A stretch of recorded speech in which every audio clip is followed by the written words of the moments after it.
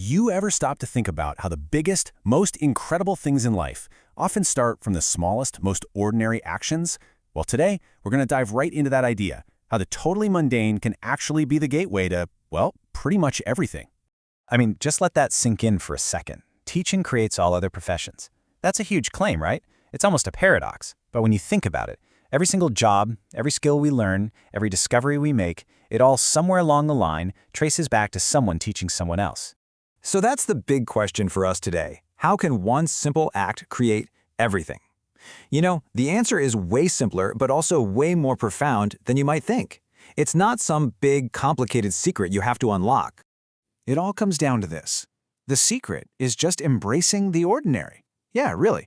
It's about finding that incredible, extraordinary power that's hiding in plain sight, right there in our daily, kind of boring, mundane actions. Okay, I absolutely love this quote from Stephen Pressfield. Put your ass where your heart wants to be. It's so blunt, so direct, right? It just cuts through all the fluff and all the excuses. It's probably the most practical advice out there for anyone trying to do something meaningful. So what does that actually look like day to day? Well, if you want to write, it's not about waiting for some magical bolt of inspiration to strike. Nope. It's about the simple, physical act of showing up. You want to be a writer? Your job is to sit down at the keyboard. That's it. That's the start. And it's the same thing if you want to paint. The real work doesn't start when you have some brilliant idea pop into your head. It starts the moment you stand there in front of that empty easel. You want the goddess to show up for you, you got to show up for her first. That's the deal. Inspiration, creativity, the muse, whatever you want to call it, it doesn't just appear. It rewards consistency. You have to create the space for that magic to happen just by being there day in and day out. So here it is. This is the great secret, if you can even call it that. The most profound things are reached in the most efficient way by just concentrating on the mundane.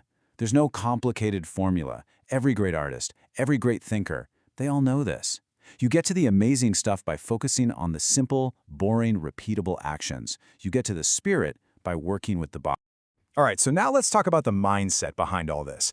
Because to actually do this kind of work, you have to come to terms with a massive paradox. And it's this: the fact that you are, at the same time, incredibly small and incredibly powerful. Wow. No snowflake in an avalanche ever feels responsible.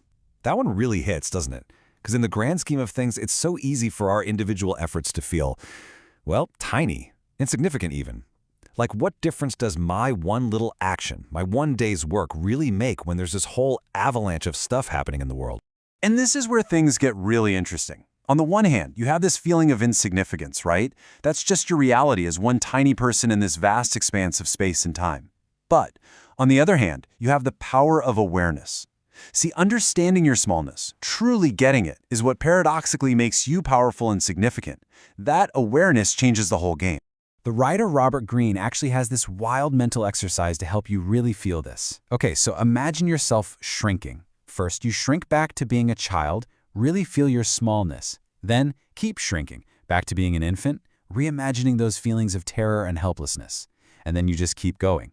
Dissolve down to the cellular level, then a particle, until you're just nothingness. It's a pretty intense way to connect with your tiny place in this huge cosmos. And here is the payoff for that whole exercise. This is the daily law. The simple fact that you are aware of your own insignificance and smallness is what paradoxically makes you powerful and significant. Think about it. No other creature on Earth can do that. That awareness, it's like a superpower. It brings back this sense of awe and wonder, and it's from that humble place that real meaning and significance can actually grow. Okay, so you're showing up. You've embraced your smallness. But let's be real for a second. This whole process isn't always going to be easy. In fact, real growth almost never is. It absolutely requires you to move through discomfort. And you know, if anyone knows about discomfort, it's Wim Hof. He says, sacrifice comfort. Uncomfortable situations strengthen the mind. And he's right. A strong, reliable mind isn't built when things are cushy and easy. It's forged in those moments when you choose to step outside your comfort zone. You have to make that sacrifice. And this isn't some new idea either. The poet Saadi said it centuries ago. Have patience, all things are difficult before they are easy. It's such a great reminder that difficulty is just a phase. Every single expert was once a total beginner, fumbling around. So feeling like something is hard, that's not a stop sign. That's a sign that you're exactly on the right path.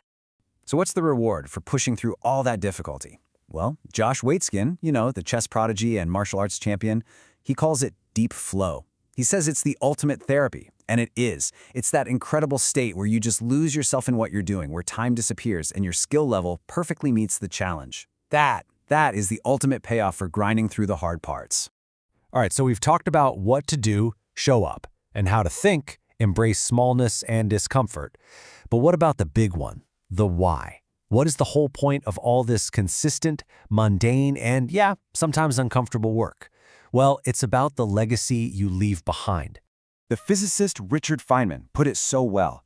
He said it's our responsibility, not just to pass on facts, but to proclaim the value of this freedom, to teach people that doubt isn't something to be afraid of, but something to be welcomed and talked about.